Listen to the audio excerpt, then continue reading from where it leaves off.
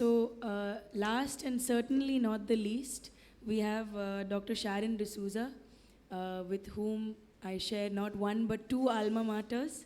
And she's another authority on surface, a meticulous surgeon and a great teacher and a great orator. She'll be talking about ocular surface cicatricial disorders and how best to use the MMG. Over to you, Dr. Sharon. Thank you. Good morning, everyone. Is this on? So it is absolute pleasure to be here in your course again, Rituja. You've been doing great, as everyone has reiterated. But more importantly, before I start my talk, I'm so happy to hear things like, we're going to save the surface, we're going to save the cornea. I'm predominantly a cornea surgeon, so it gives me great joy when everyone's worried about the cornea and the limbus. The mucous membrane graft has really saved us in a number of situations. And before we see how and where we could use it, it's very, very important to understand an abnormality of the ocular surface. We understand how a normal ocular surface looks like. And this may seem very basic, but there are certain things which we take for granted, including the direction of the upper and lower eyelashes, the lid margin, the luster of the ocular surface, but be it the cornea or the conjunctiva, and the tarsal surface of the conjunctiva. And the caruncle, very, very importantly, because a number of our cicatricial disorders, especially ocular cicatricial pemphigoid, has very early changes near the semilunar fold and the caruncle. So you can pick up these subtle changes, and you may not have to do an MMG there, but you could actually save this patient's eye by picking it up early and starting immunomodulation early. The normal lid anatomy has been beautifully covered by Sir, so I don't really need to go into it. But next time you're looking at a patient, please do go ahead and look at the normal anatomy. And do remember the MCJ, the mucocutaneous junction, normally takes up this very fine staining. So it's not an abnormal thing. The lid viper epitheliopathy, which we see, is actually a much thicker staining, and that shows that it's been rubbing on the ocular surface. But understand the normal lid anatomy is very, very important. So what happens when we have an abnormality of the mucocutaneous junction? So that line which was running on the lid margin now gets posteriorized. It's gone onto the tarsal surface. And in addition to the change in position, it's also significantly rougher, because now it is a keratinized epithelium which has come onto the tarsal surface, and that is what is rubbing onto our cornea and conjunctiva. So here you can see very clearly that white deposition is the keratin, and it has gone a lot onto the conjunctival surface. So obviously this is going to cause a lot of abrasions on the cornea and ocular surface, and is a problem. So the most common reason for having this much of keratinization on the lid margin is definitely Stevens-Johnson syndrome, which is an idiopathic allergic reaction which people have to various medications, or rarely an exanthematous disease. And in the chronic sequelae of the disease, we can get this kind of keratinization and, of course, other changes on the ocular surface. But here we're talking about primarily where we can use the mucous membrane. So just having the keratin is not the problem. When you see changes on the cornea and ocular surface which are attributable to that lid margin keratopathy. So what do I mean by that? If you see staining on the cornea in a particular location, say on the inferior part of the cornea, and you also find keratin exactly corresponding to the same area, then you understand that it is actually attributable to the lid. However, if you see a very diffuse staining all over the cornea and there's only a very small area of keratin or no keratin at all, there's probably something else happening there which is causing the changes on the cornea, and that patient will not benefit by doing a mucous membrane graft. And this is very, very important to understand. Not all patients of SJS require having a mucous membrane graft. So okay, now we've decided that there is lid-related keratopathy, and we showed what we are understanding by lid margin keratinization. So ideally, a patient who will do very, very well with a mucous membrane graft is someone who has a fairly decent tear film. Now we know all these patients are going to have some amount of dry eye, but a bone dry surface probably has an overlap between lid-related keratopathy and non-lid-related keratopathy. So you will have to address both. And usually for non-lid-related keratopathy, which is usually due to the dryness on the surface, we have to use other means like a scleral contact lens or something in addition to the mucous membrane graft. And the reason it's important to understand this is because we have to counsel the patient accordingly, that they would require multiple things to be done for them, and otherwise they think this surgery is the be all and end all, and after this they're going to become normal and everything's going to become okay with their eye. So ideally, if you have an eye which is wet, they're going to do fairly well. And of course, very importantly, you have to differentiate between atrophic meibomian glands and the keratinization which you saw. So you remember the photograph of the keratinization. Atrophic meibomian glands just look like you can see the meibomian glands, but they sort of start to fork, have a completely different anatomy. So that's not keratinization.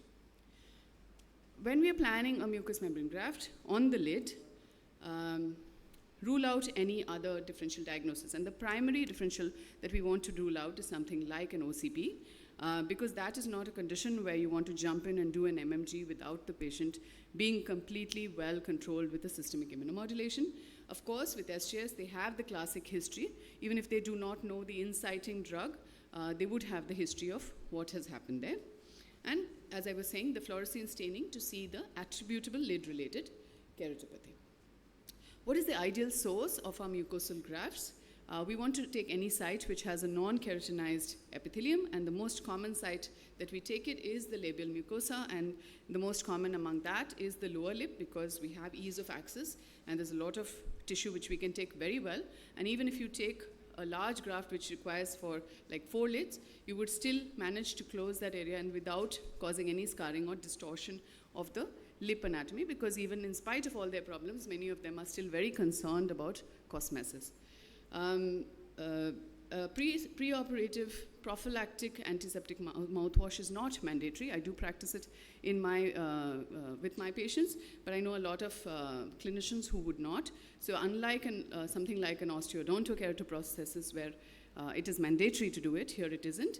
But these patients do have a lot of oral hygiene issues, so you're taking a graft, you don't lose anything by doing a little bit of due diligence there. It can be done under a general anesthesia or a local anesthesia. I would think that, recommend that if possible, please do it under a general anesthesia. It is much more comfortable for the surgeon and for the patient. However, I do most of my cases under local anesthesia because many of these patients, because of their potential risk for allergy, do not get clearance for a general anesthesia. Our hospital is a standalone eye hospital, so our anesthetists prefer not to do it. So in that case, then you could do at maximum 2 lids. You cannot do 4 lids at the same time under a local anesthesia. It is really very traumatic for the patient. So 2 lids is possible under local anesthesia. A few things that you need to do differently. For any of you who are doing the MMG, you realize that when we are taking the graft from the mouth, there will be a lot of bleeding, even though we do infiltrate with lignocaine with adrenaline, but there will be a lot of bleeding. When we're doing it under general, when the anesthetist is putting the ET tube, they do packing around the tube to make sure that there is no blood which tracks down that the patient may aspirate when they are extubating. However, when we're doing it under LA, we cannot put a throat pack because the patient will gag.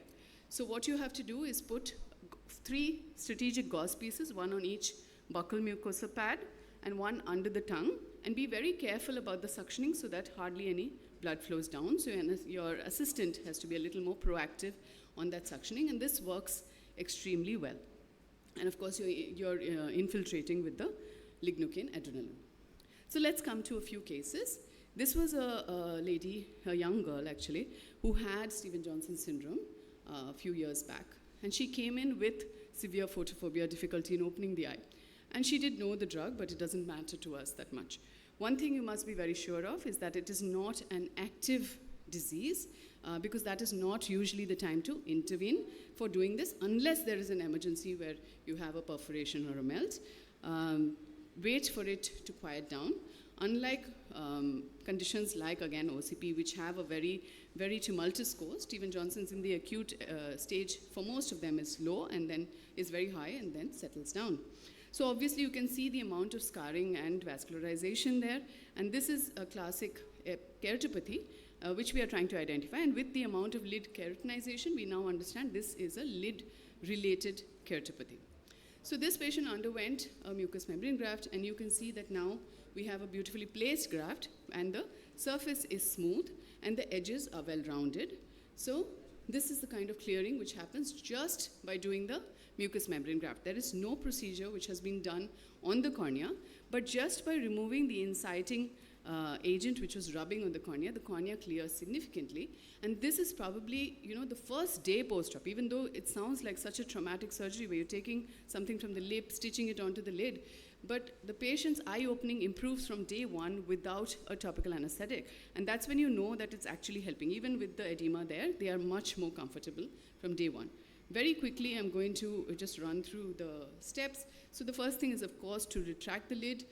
We take about a 20 mm on the lid margin length. So even if you see that it's a smaller area of keratinization, it is advisable to do the MMG for the entire lid margin, because at some point they're going to develop it, and if you leave a section out, you will have to go in and repeat it.